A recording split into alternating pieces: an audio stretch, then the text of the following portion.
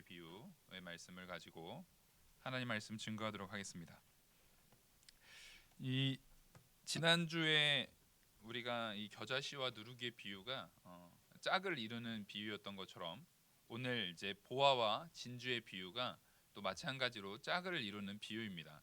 그래서 이번에 말하는 보화와 진주를 얘기하면 우리가 딱 들어도 딱 떠오르는 생각이 있습니다. 그것은 바로 가치라는 겁니다. 얼마나 값지냐, 얼마나 귀하냐, 얼마나 소중한 가치를 가지고 있느냐, 이것이 이 본문에서 우리에게 천국의 가치가 어떤 것인가 그것을 보여주는 겁니다. 천국의 가치에 대한 부분은 실제적으로 이 본문을 통해서 전체가 다 설명되지는 않아요. 왜냐하면 천국의 가치는 실제로 우리가 나중에 하나님께서 부르신 가운데 천국에 가도 그 가치를 우리가 다 깨달을 수 있나요? 우리가 다 깨달을 수가 없습니다. 하다못해 우리는 요즘에 스마트폰 같은 거 가지고 있잖아요. 다 우리 스마트폰 다 하나씩 가지고 있잖아요. 근데 이제 제가 이 말씀을 증거하다가 이 천국의 가치를 다 깨달을 수 없다 이 부분을 하려고 이렇게 생각하다 보니까 우리가 가지고 있는 물건 중에 내가 그 기능을 다 사용하지 못하는 게 뭐가 제일 사용하지 못하는 게 뭐가 있을까 해가지고 이 스마트폰이 이 기능이 많잖아요. 그래가지고 요거를 가지고 한번 해봤어요. 근데 제가 이걸 보니까 사용하는 기능이 채 한 5-6가지도 안 되더라고요. 전화하고 문자, 카톡 이건 뭐 같은 범주니까 알람 쓰고 가끔 이제 유튜브 같은 거 이제 우리 유튜브 이렇게 보고 그러니까 끝이에요. 몇 개 쓰지를 않아요 이게. 그러니까 저 같은 사람은 사실 스마트폰이 필요 있는 사람은 아니에요 보니까. 근데 이게 이 기능을 그래서 궁금하더라고요. 이게 도대체 무슨 기능들이 있나 이렇게 한번 검색을 해봤더니 제가 설명할 수 없을 정도로 많아서 설명이 안 됩니다. 그리고 거기에서 사용할 수 있는 기능뿐만 아니라 요 핸드폰에서 편안하게 요긴하게 사용할 수 있는 설정, 여기 이 스마트폰을 놔두면 요거는 뭐 어떻게 뭘 눌러놓으면은 이게 이렇게 편하게 쓸 수 있고 이렇게 편하게 쓸 수 있고 설정만 한 50가지 되더라고요. 그러니까 이거를 이 스마트폰도 제대로 사용하려면 공부를 많이 해야 돼요 이게. 그래서 공부를 안 하기로 했습니다. 그거는 사용을 그냥 하는 것만 하고 안 하기로 했어요. 이게 너무나 많은 그 안에 너무나 많은 기능들과 많은 내용. 그러니까 실제적으로 우리가 스마트폰을 사용하는 가치는 굉장히 일부분만 사용하고 있는 거예요. 그런 것처럼 우리의 뇌도 그렇습니다. 하나님께서 창조해 주신 우리의 몸 중에 가장 많은 기능을 하고 있는 게 뇌인데 이 뇌 기능은 뭐 이게 정확한지는 모르겠어요. 근데 사람이 평생 살아가면서도 그 뇌를 뭐 1%도 뭐 1%도 그렇게 많이 사용 못 한대요. 대부분은 사용을 하지 못한대요. 그래서 이 뇌 기능을 다 사용할 경우에는 진짜 엄청난 능력이 일어나는데 사람이 하나님께서 주신 이 몸 가운데 실제 아주 일부만 사용하고 있는 겁니다. 그래서 왜 그럴까? 도대체 왜 우리가 이렇게 일부만 사용하게 됐을까라는 걸 고민하게 되더라고요. 지금 천국을 얘기하는데 왜 이렇게 여기까지 오게 되냐면 천국이라는 것 자체가 하나님께서 우리에게 일부러 감추려고 하고 안 보여주려고 하고 우리가 못 오게 하려고 장애물을 많이 놔둔 공간인가요? 사실은 그렇지 않습니다. 하나님께서 사람을 창조하실 때 사람을 아주 귀하게 창조하셨어요. 누구의 형상대로요? 하나님의 형상대로 아주 귀하게 창조했습니다. 하나님의 형상이라고 말하는 것은 물론 여기에서 우리가 분명히 구분은 져야 됩니다. 하나님의 형상대로 창조했다라고 해서 우리가 신적인 요소를 가졌다라는 건 아니에요. 하나님은 하나님이시고 우리는 피조물입니다. 이걸 분명히 세워야 돼요. 하지만 피조물인 우리에게 하나님을 형상을 입혔다라는 것은 정말 놀라운 사건이에요. 어떻게 이럴 수가 있는가? 정말 놀라운 가치를 우리에게 심겨주신 겁니다. 그리고 우리는 그것을 대부분 우리 육신 가운데 하나님께서 주신 거예요. 그러니까 우리 육체라는 것은 단순히 그냥 나중에 죽으면 썩어서 없어질 그런 일종의 물건에 불과한 게 아닙니다. 일종의 그냥 유기물에 불과한 게 아니에요. 이것은 누가 창조해 놓은 생명 덩어리입니까? 하나님이 창조해 놓으신 생명 덩어리입니다. 그러니까 하나님께서는 우리 사람이라는 이 몸, 이 우리라는 사람을 얘기할 때는 이게 좀 어렵지 않지만 어려운 얘기처럼 들려지는데 전인입니다. 전인은 뭡니까? 우리 영혼과 육체 전체를 얘기하는 거예요. 전혀 어려운 게 아니에요. 그러니까 나 사람을 얘기할 때는, 내가 사람이다라고 말할 때는 우리 육체만 얘기하거나 영혼만 얘기하지 않아요. 당연히 전인, 영혼과 육체를 포함한 나를 이야기합니다. 바로 그 나를 하나님께서 하나님의 형상대로 창조했을 때 우리 안에, 나라는 존재 안에 심어놓은 가치는 어마어마하게 큰 가치예요. 그것을 하나님께서는 이렇게 말합니다. 한 영혼이 천하보다 귀하다. 하나님께서 이렇게 우리의 가치를 아예 딱 정해 주십니다. 여러분, 지금 여기에는 얼마나 많은 천하들이 있어요. 천하보다 귀하신 여러분들이 여기 다 같이 있는 겁니다. 우리 한 영혼 한 영혼을 위해서 하나님께서는 천하보다 귀하게 여기시는 하나님의 사랑을 이 안에 부어주시고 계시다라는 거예요. 그래서 천하보다 귀하다라는 것을 우리가 머릿속에 잘 생각해 보자고요. 이 천하보다 귀하다는 게 뭡니까? 하나님께서 만드신 모든 창조 세계, 하나님께서 만드신 모든 창조 세계보다 여러분 나를 귀하게 여긴다는 거예요. 그래서 우리가 이 천국의 가치를 이야기할 때 이게 본문은 아주 간단합니다. 간단한데 저는 이 천국의 가치가 얼마나 귀중한지를 여러분들한테 지금 잘 설명을 드릴 거예요. 하지만 그 천국이 결국엔 누구를 위해서, 누구를 하나님께서 누구에게 거하게 하기 위해서 그 천국을 지금 두셨는지를 바라봤을 때 여러분 한 명 한 명의 가치가 얼마나 귀중해지는지를 분명히 알아야 된다라는 거예요. 여러분 이걸 꼭 기억하시면서, 제가 지금 요 말씀드리는 걸 꼭 기억하시면서 오늘 본문을 쫓아오셔야 됩니다. 그러니까 이게 왜냐면 듣다 보면 잊어먹잖아요. 자, 이걸 잘 기억하십시오. 아이를 낳습니다. 이제 아이가 예정일이 얼마 남지 않았어요. 그러면 아이를 낳기 전에 그 부모가 그 방을 어떻게 합니까? 아주 아기가 딱 지내기 좋을 만큼 온도부터 침대 모든 것을 다 준비시켜 놓습니다. 다 준비시켜 놔요. 그러면 그 방의 가치가 더 중요한 겁니까? 그 방이 소중하고 귀하기 때문에 방을 꾸며 놓는 겁니까? 그 방에 들어갈 아이가 귀중하기 때문에 방을 꾸며 놓는 겁니까? 당연히 후자예요. 아이가 소중한 거예요. 지금 우리가 계속 천국은 이와 같으니, 천국은 이와 같으니, 천국은 이와 같으니 이것을 계속 듣고 있어요. 그래서 천국은 이렇게 되는 것이고, 천국은 이런 곳이고, 천국은 이런 곳이고, 우리가 쭉 하는데 오늘은 그 중에서도 천국의 가치를 얘기하잖아요. 그 천국의 가치가 오늘 본문에서 엄청나게 귀중하고 귀하다라는 것을 자세하게 말해주고 있습니다. 근데 그 천국이 그렇게 귀중한데 그 천국이 누구 위한 거예요? 따라하겠습니다. 나, 하나님을 믿는, 예수 그리스도를 믿는 바로 나를 위해서예요. 아멘. 여러분 천국 나랑 상관없나요? 다 나와 상관 있는 줄 압니다. 나를 위해서 하나님께서 이 천국을 주신 거예요. 그래서 그 천국이 어느 정도의 가치를 갖는다고 얘기를 하냐면 44절을 보시겠습니다. 천국은 마치 밭에 감추인 보화와 같으니 사람이 이를 발견한 후 숨겨두고 기뻐하며 돌아가서 자기 소유를 다 팔아 그 밭을 사느니라. 천국의 가치가 얼마나 귀중한지 밭에 감춰놓은 보화 같아요. 자, 이 보화를 하나님께서는 어디다 감춰 놓으셨습니까? 이 밭에 감춰 놓으셨어요.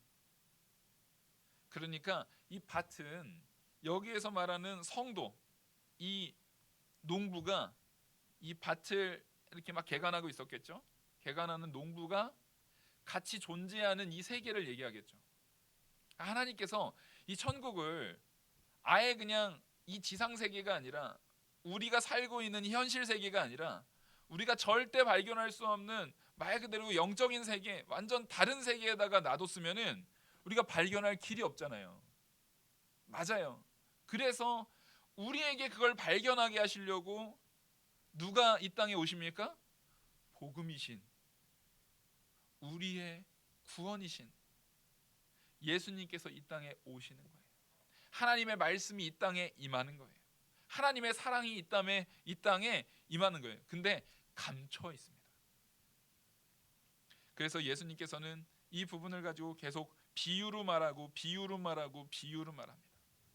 하나님께서 감춰 놓으셨어요. 왜냐하면 이것이 그냥 아무에게나 발견될 수 있는 그 정도의 가치가 아니라는 거예요. 아주 귀중한 거라는 거예요. 아주 소중한 거라는 거예요. 우리는 이 돈을 가지고 다닐 때 항상 지갑을 가지고 다니잖아요. 근데 사실은 돈을 담는데 지갑이 너무 비싼 경우도 많아요. 그냥 돈을 주머니에 넣고 다녀도 되잖아요. 근데 왜 지갑을 합니까? 이걸 자꾸 잊어먹지 않게 하려고. 더 귀중하게 다루고 이게 더 가치 있는 거기 때문에 이것이 막 구겨지거나 훼손되지 않게 하려고 우리가 지갑을 사용합니다. 또 금은보석을 같은 것을 할 때는 우리가 어떻게 합니까? 금고를 사용합니다. 근데 사실은 요즘에는 그 금고도 불나고만 하면은 이게 어려움이 많아요. 그러니까 요즘에는 은행 같은 데다가 돈을 맡겨 놓잖아요. 그래서 이게 절대 훼손되지 않도록 혹은 이게 잃어버려지지 않도록. 그래서 통장 넣을 때도 지혜로우신 분들은 보니까 은행권에서도 5천만 원 이상 되면 또 보호가 안 된다 그러더라고요. 그래서 금융권도 여러 개가 있습니다. 1금융권, 2금융권, 3금융권 해가지고 금융권도 뭐 여러 개가 있어요. 그래서 거기에서 이자 조금이라도 더 비싼 거 하려고 이렇게 알아보고 그 알아본 거에도 혹시 나중에 이거 뭐 하지 못할까봐 그 은행도 망할 수 있잖아요. 우리 IMF 때 겪었잖아요. 망하는 거. 그러니까 그럴까봐 5천만 원씩 나눠서 이렇게 통장에 해야 된다라는 것을 요즘에 많이 알려줍니다. 뭐 재테크 방법 뭐 해가지고 요즘에 책도 그런 얘기예요. 많이 알려줘요.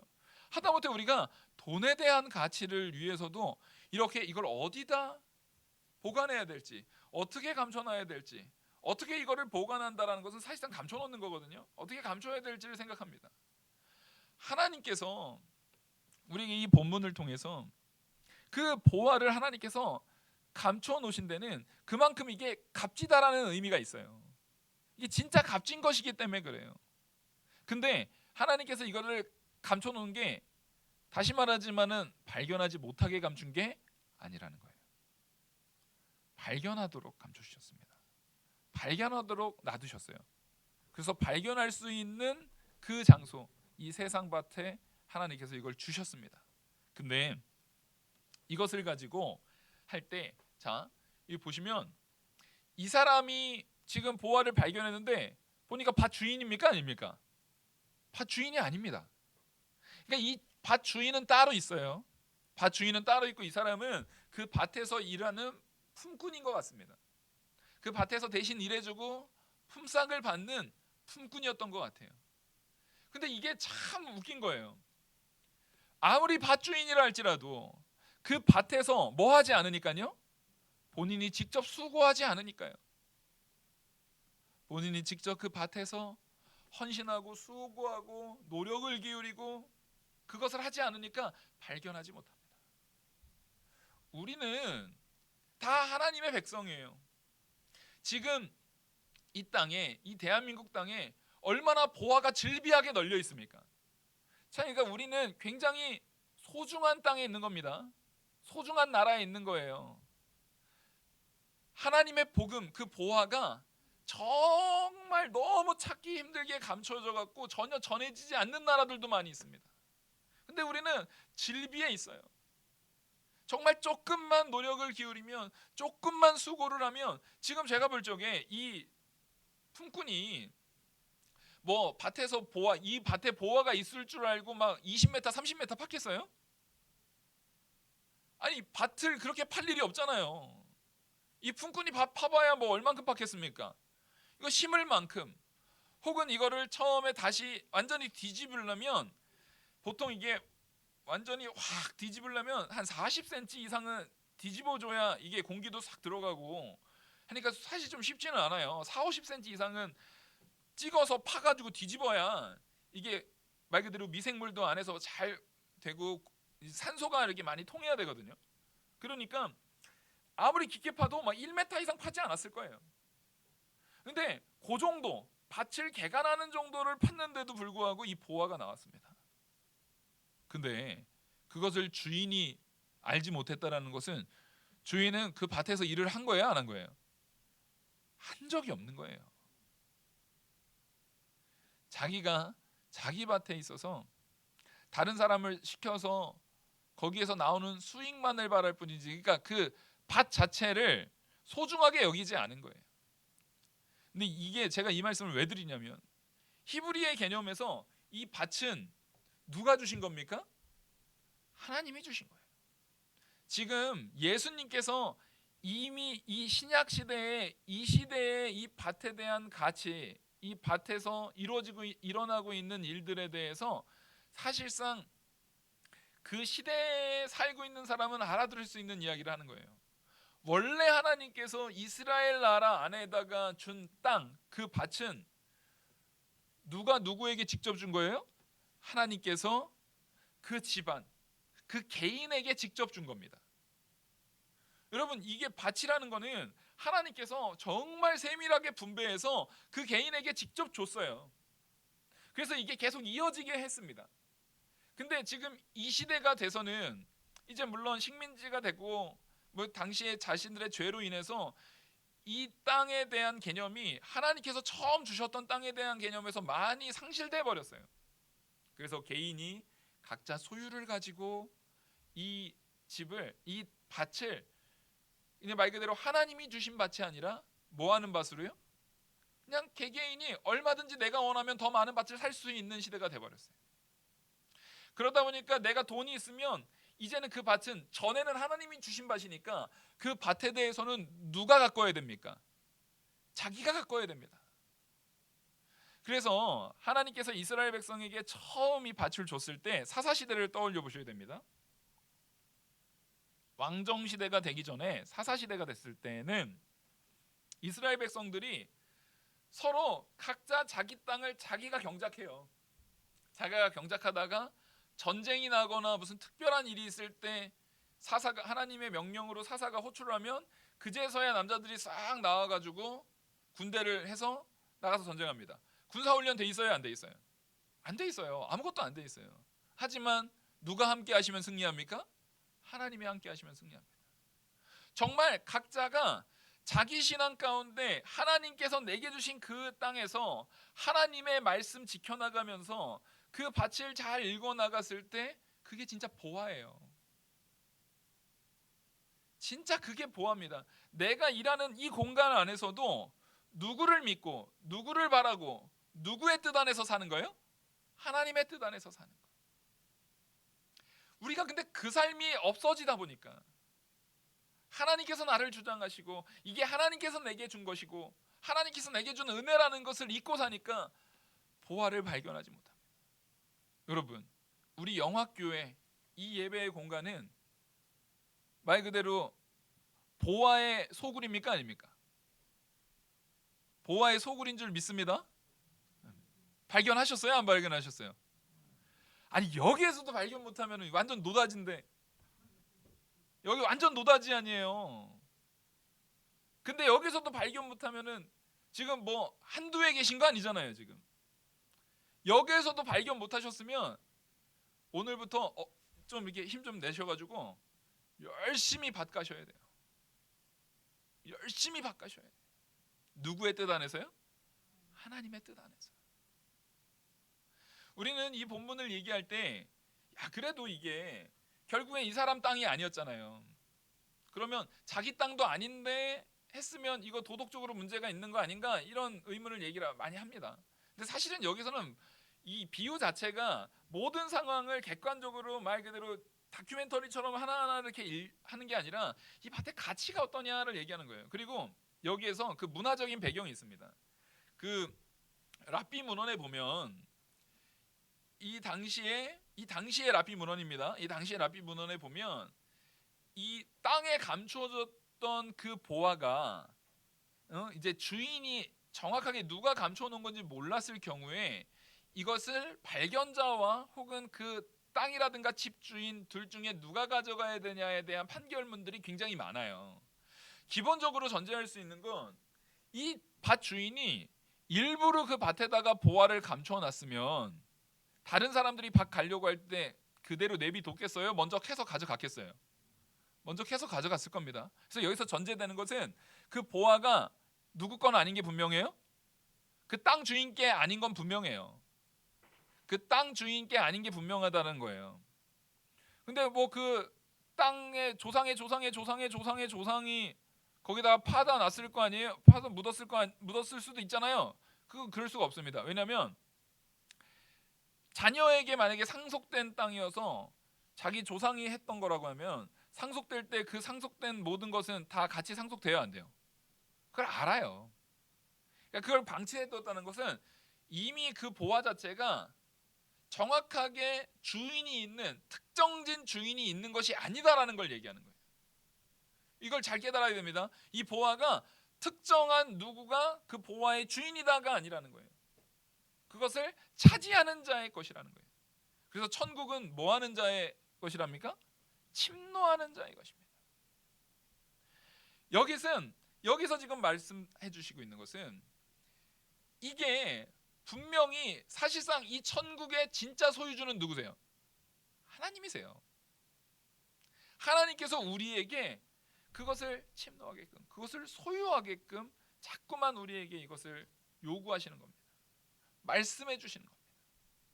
그래서 그 밭에서 그것을 발견한 이 주인, 발견한 이 품꾼이 그것을 발견했을 때에 이게 법적으로 문제가 되지 않게 하려고 아예 그 밭을 어떻게 해버립니까? 사버립니다. 그게 지혜죠. 왜 그러냐면 아까 말씀드렸던 그 랍비들의 그 판례들을 보면 어떤 집이 있어요. 집이 있는데 집에 이렇게 널판지 같은데 바닥에다가 보화 같은 거를 이렇게 숨겨 놓은 거예요. 그때 당시 그런 일이 많이 있었습니다. 왜 그랬냐면 전쟁이 한번 일어나면 이 사람들은 싹 다 약탈해 가 버리거든요. 싹 다 훔쳐가 버려요. 당연한 거예요. 약탈은 그들의 권한입니다. 근데 그거 다 뺏기고 나면은 전쟁이 다 끝나고 나서 다시금 돌아왔을 때 일단 전쟁 때는 피했지만 전쟁 끝나고 나서 다시 돌아왔을 때 돌아와 보면 남는 게 있어요, 없어요? 하나도 없는 거예요. 그래서 거기다가 이게 땅뿐만 아니라 자기네들이 이제 재산으로서 가지고 있을 수 있는 그 보물들에 대한 부분을 가지고 있는 사람들은 땅에다 묻었다고 합니다. 그래서 그 사람들이 못 찾게, 그리고 자기가 돌아오면은 그것을 나중에 가져가는 거예요. 다시 파내가지고 그걸 가지고 또 자기의 삶을 영위해 나가는 거예요. 근데 이게 전쟁이 다시 돌아올 수도 있지만 못 돌아올 수도 있잖아요. 그런 경우에 이런 일들이 종종 있었다고 해요. 왕왕 있었다고 해요. 더욱이 이스라엘처럼 침범을 많이 당한 나라, 그리고 대부분 다 디아스포라로 아예 그냥 뿔뿔이 흩어서 하나님께서 아예 못 돌아오게 하셨잖아요. 그래서 거기에 이런 일들이 흔히 있었나 봐요.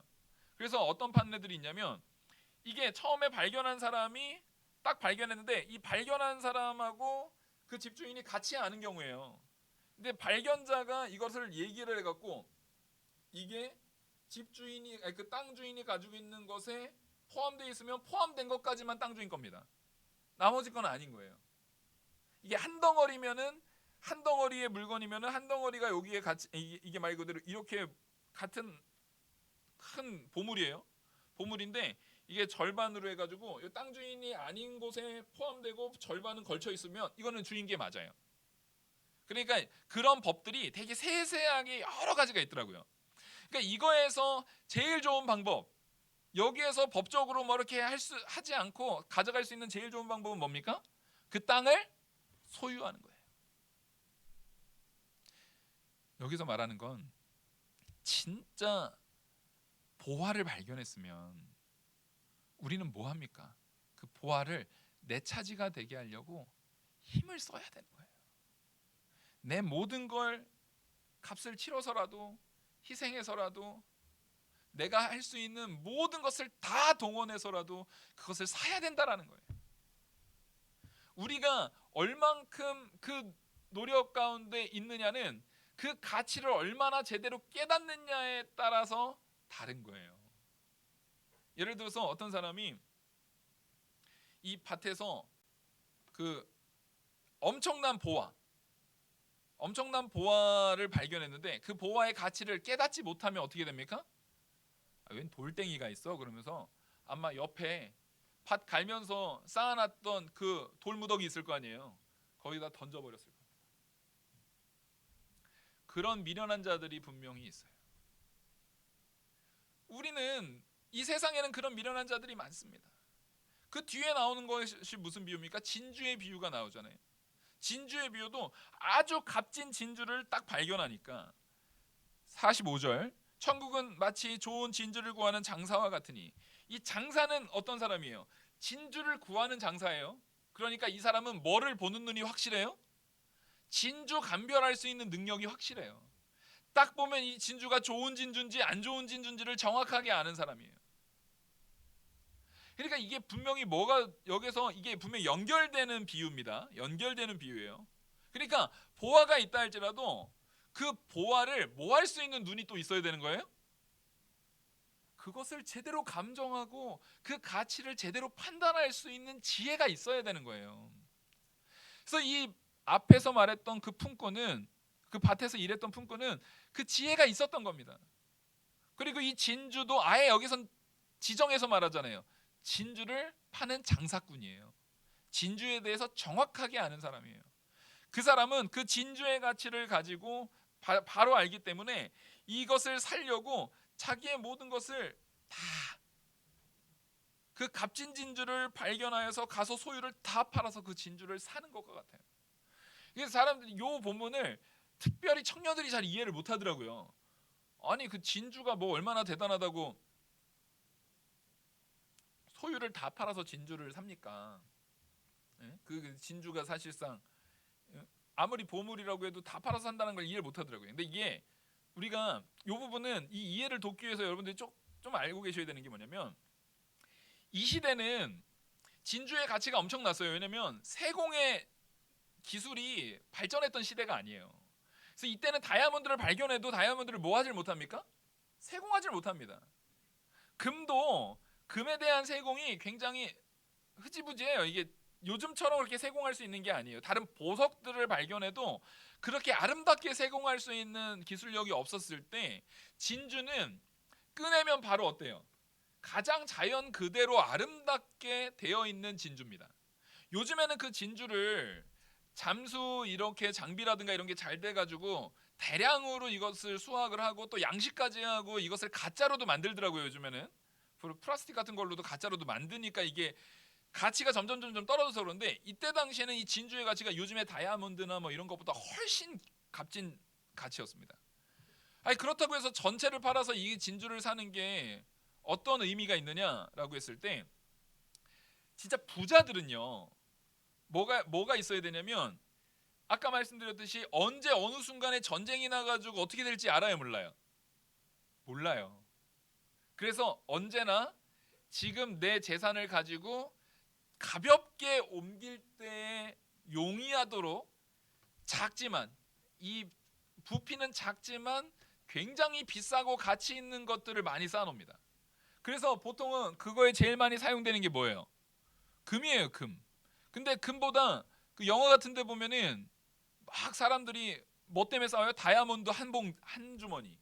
거의 막 다이아몬드 몇 캐럿짜리 뭐 몇십 개, 50개, 뭐 100개 들어 있어도 요 주머니 한 주머니밖에 안 되잖아요. 이게 왜 중요하냐면 아주 조그만 양인데 이게 나중에 다른 데서 내가 아무리 옮기더라도 진짜 급할 때는 뭐만 딱 챙기면 돼요?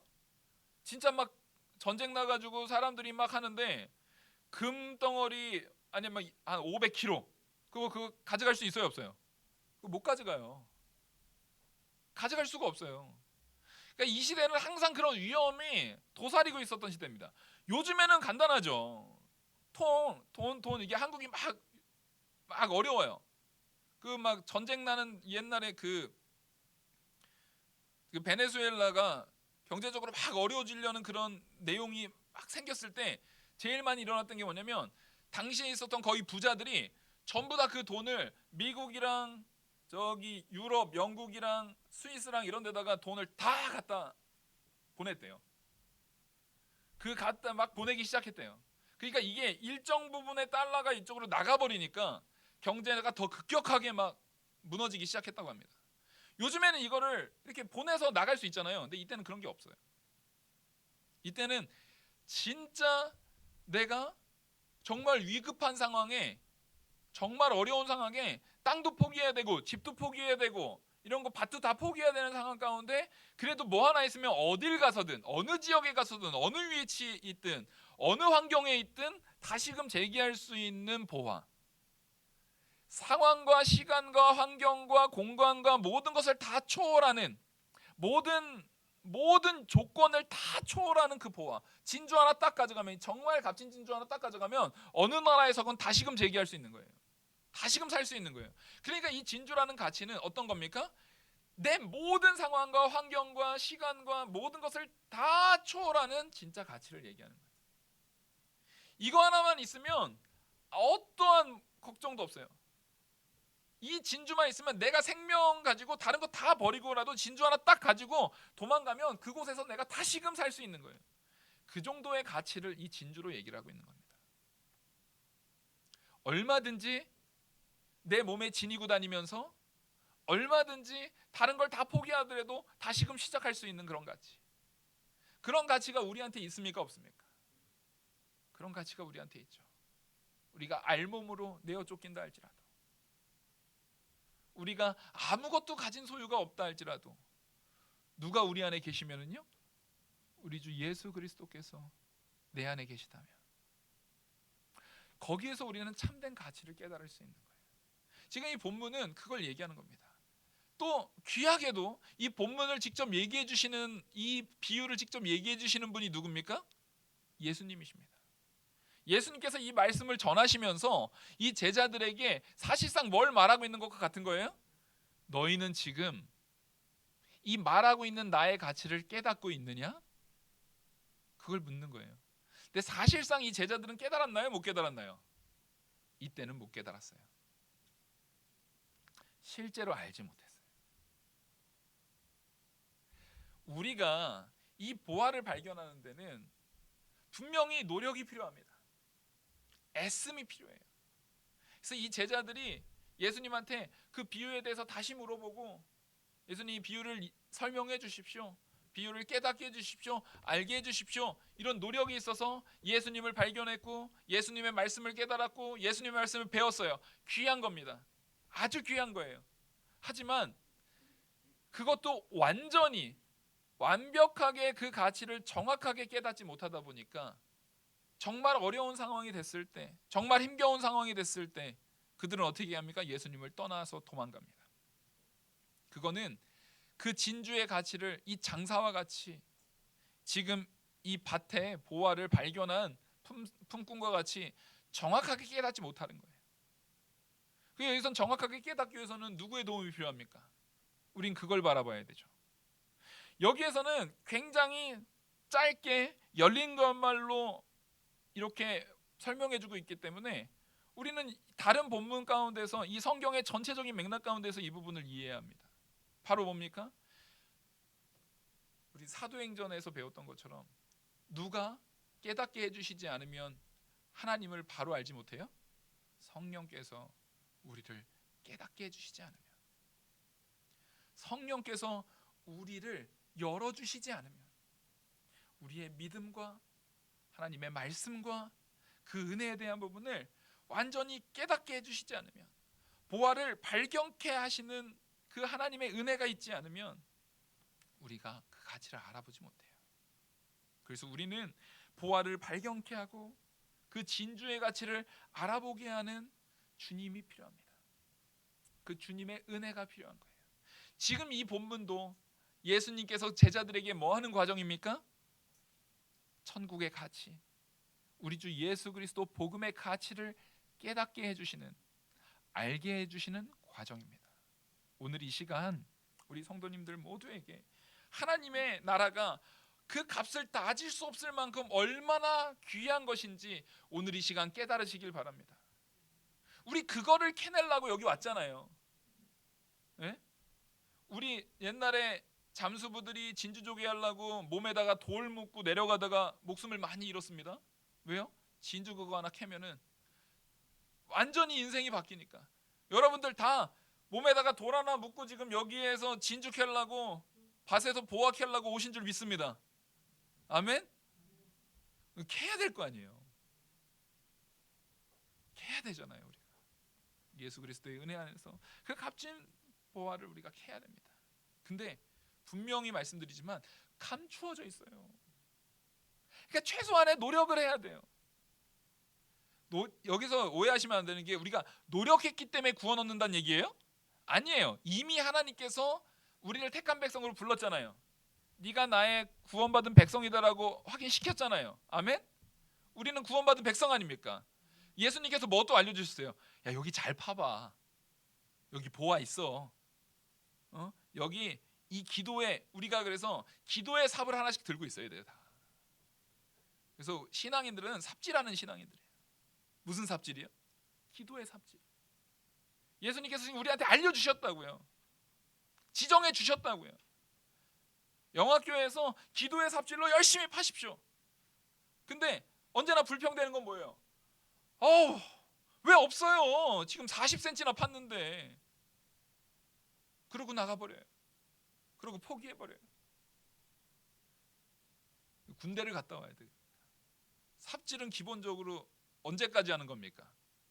상관이 그만하라고 할 때까지. 명령이 멈춰질 때까지 삽질하는 거예요. 우리는 그 보화가 거기 있다라는 것을 완벽하게 압니다. 누구의 은혜로요? 하나님의 은혜로. 하나님께서 거기 있다라고 알려주셨어요. 근데도 우리가 제대로 삽질하지 못하는 것은 내가 하나님의 말씀을 믿지 못하든지 혹은 하나님이 감춰놓았다는 그 보화를 별로 관심 없는 거예요. 둘 다 아주 큰 악입니다. 오늘 이 시간 우리 성도님들이 하나님께서 우리에게 명령하신, 우리에게 알려주신 그 보화가 얼마나 값진지 깨달으시길 바랍니다. 그리고 그 하나님의 명령을 따라서 기도의 삽질 가지고, 복음의 삽질, 말씀의 삽질 가지고 언제까지요? 나올 때까지 포기하지 말고 끝까지 파십시오.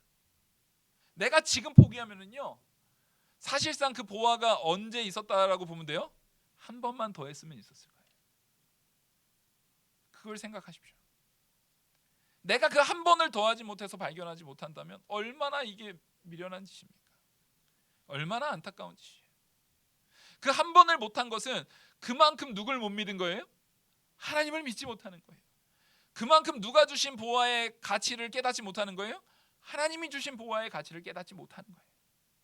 우리는 천국의 보화, 이 가치를 바로 깨달아서 하나님 앞에 순종하며 헌신하고, 정말 이걸 피상적으로 찾는 게 아니라 정말 열심히 온 힘을 다해서 찾는 우리가 돼야 됩니다. 그리고 목사님 저는 괜찮아요.